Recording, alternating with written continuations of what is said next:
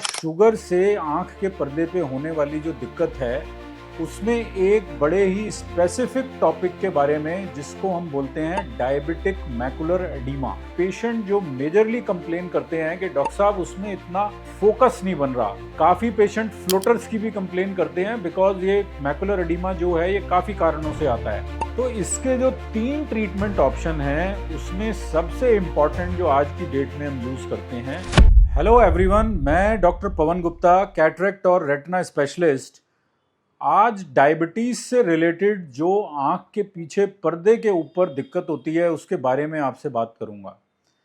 और आज diabetic retinopathy या शुगर से आँख के पर्दे पे होने वाली जो दिक्कत है उसमें एक बड़े ही स्पेसिफिक टॉपिक के बारे में जिसको हम बोलते हैं डायबिटिक मैकुलर एडीमा। यानी कि जो हमारी आँख का पीछे का पर्दा है उसका जो बारीक नज़र का हिस्सा है, जहाँ पे सारी नज़र हमारी टिकती है, उस हिस्से के ऊपर जब शुगर की वजह से दिक्कत आती है और वहाँ पर शरीर का पानी इकट्ठा होना शुरू हो जाता है, उस कंडीशन को हम कहते हैं डायबिटिक मैकुलर एडीमा। एडीमा का मतलब होता है वहाँ पर पानी इकट्ठा होके सूजन आ जाना। तो ये डायबिटिक मैकुलर एडीमा यानी कि जो पीछे पर्दे का बारीक नज़र का हिस्सा है उसके ऊपर जो सूजन आ जाती है वो हमारी नज़र को कैसे असर डालती है और वो क्यों आती है। तो देखिए, जब ये सूजन आ जाती है तो हमारे पीछे पर्दे का जो पूरा आर्किटेक्चर है, जो बनावट है, वो पूरी की पूरी बदल जाती है। नॉर्मल पर्दे की जो मोटाई है वो 250 माइक्रोन से लेके मैक्सिमम केसेस में 275 माइक्रोन तक जाती है। लेकिन जब ये पर्दे के ऊपर सूजन आ जाए शुगर की वजह से तो पीछे पर्दे की थिकनेस इंक्रीज होनी शुरू हो जाती है जिसको हम कहते हैं मैकुलर एडीमा। और जब ये थिकनेस इंक्रीज होनी शुरू होती है तो पेशेंट जो मेजरली कंप्लेन करते हैं कि डॉक्टर साहब उसमें इतना फोकस नहीं बन रहा, दिख तो रहा है लेकिन एकदम फोकस नहीं बन रहा। काफ़ी पेशेंट फ्लोटर्स की भी कंप्लेन करते हैं बिकॉज ये मैकुलर एडीमा जो है ये काफ़ी कारणों से आता है। थर्ड इसके अंदर है कि मान लीजिए कोई लेटर्स लिखे हुए हैं या जो स्ट्रेट लाइन है, पेशेंट कंप्लेन करते हैं कि वो स्ट्रेट लाइन हमें कर्व दिख रही है, वेवी दिख रही है।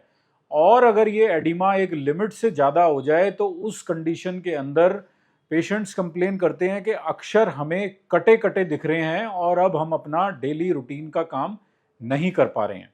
तो ये मैकुलर एडिमा एक्चुअली होता क्यों है?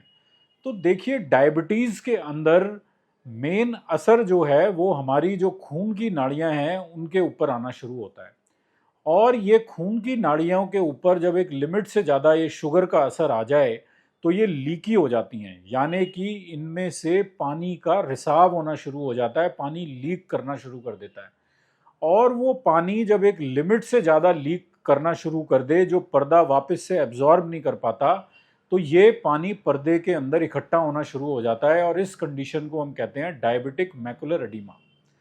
अब इसी के साथ जो ब्लड के अंदर या जो हमारे शरीर के अंदर एक कोलेस्ट्रॉल या लिपिड होता है वो भी जो है पर्दे के ऊपर डिपॉजिट होना शुरू हो जाता है और इसको हम कहते हैं हार्ड एक्सुडेट्स। और ये स्कैन के ऊपर पीले पीले धब्बे से या पीले पीले सर्कल दिखाई देते हैं।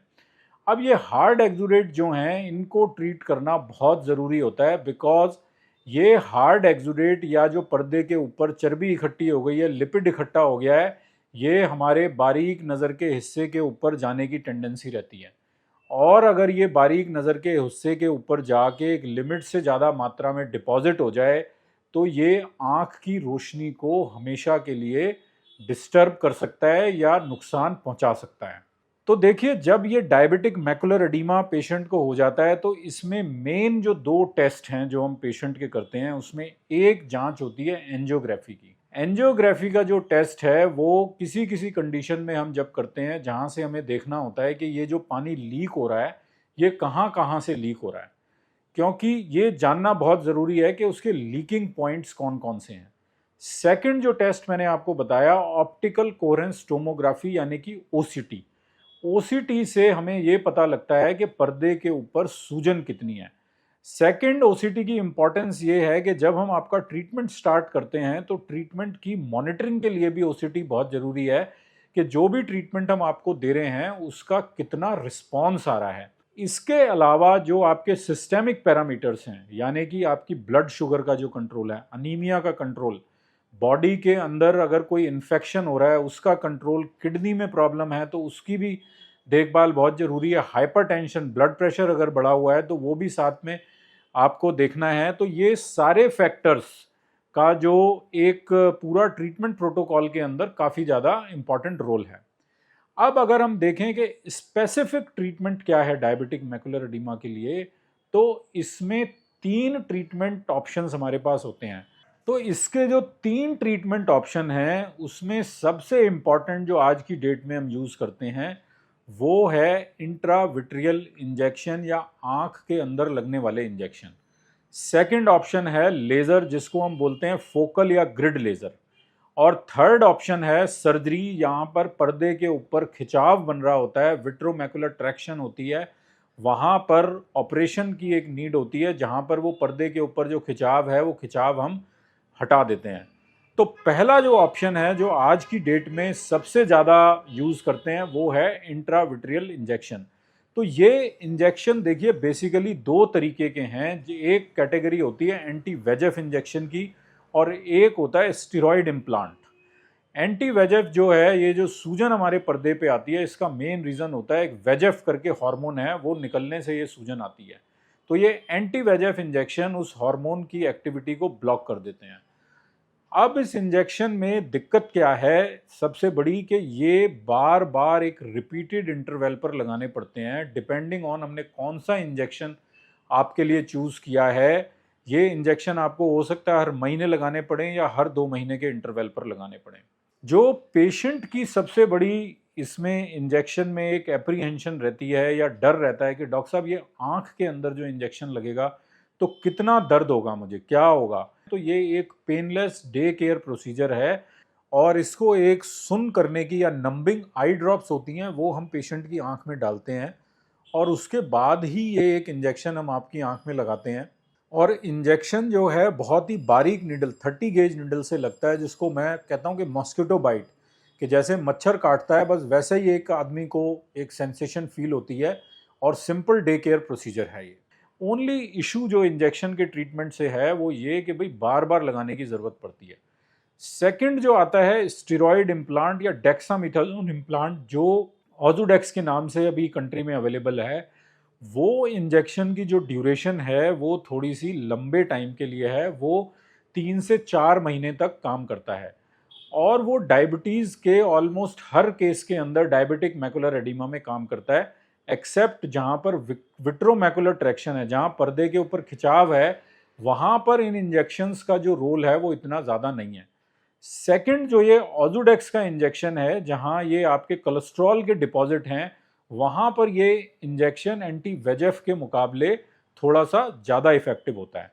लेकिन किस पेशेंट के लिए कौन सा इंजेक्शन काम करेगा वो पेशेंट की ओवरऑल कंडीशन देखकर, आँख की क्या कंडीशन है, कितने एरिया के अंदर लीकेज है, किडनी का क्या स्टेटस है, इन सब फैक्टर्स के ऊपर डिपेंड करता है। सेकंड, हमने काफ़ी बार देखा है कि जहाँ पर इंजेक्शन बहुत ज़्यादा इफेक्टिव नहीं हो रहे या किसी किसी पेशेंट को इंजेक्शन से फोबिया होता है, डर होता है, और वो पेशेंट मेरे पास आते ही पहला जो उनका क्वेश्चन होता है कि डॉक्टर साहब इंजेक्शन नहीं लगाऊंगा, क्योंकि वो मेरे पास सेकंड या थर्ड ओपिनियन के लिए आ रहे होते हैं। तो उनका पहला ही मेरे से एक वो होती है कि अगर बिना इंजेक्शन के कोई ट्रीटमेंट है तो वो मुझे बताइए। तो देखिए सेकंड ऑप्शन इसके अंदर है लेज़र, फोकल या ग्रिड लेज़र।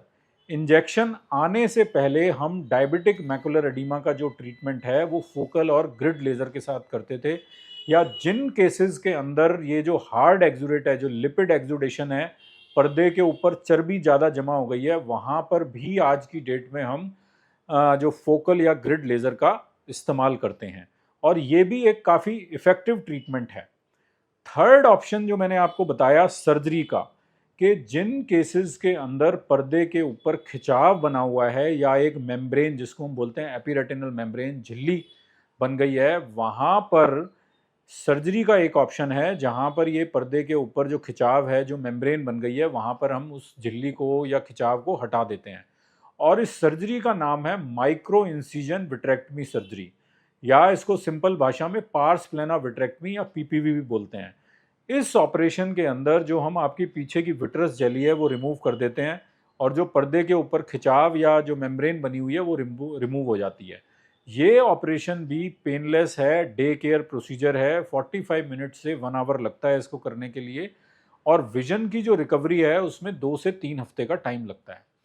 तो देखिए, इस टॉपिक डायबिटिक मैकुलर एडीमा के बारे में डिटेल में बात करने का जो हमारा पर्पस था वो ये था कि मैक्सिमम केसेस के अंदर जहां पर शुगर की वजह से पर्दे के ऊपर असर आ रहा है, वहां पर मेजॉरिटी केसेस में डायबिटिक मैकुलर एडीमा के वजह से ही पेशेंट की नज़र को नुकसान होता है। तो आज इस वीडियो में हमने डायबिटिक मैकुलर एडीमा के बारे में बात करी। आज इस टॉपिक के बारे में बात करने का जो पर्पस था वो यही कि जो मोस्ट कॉमन कॉज है विजन लॉस का डायबिटिक मैकुलर एडीमा में, वो आप लोगों को मैं समझा पाऊँ और आप इस बीमारी से एक बेहतर तरीके से अपनी आँखों का देखभाल रख सकें। Thank you very much.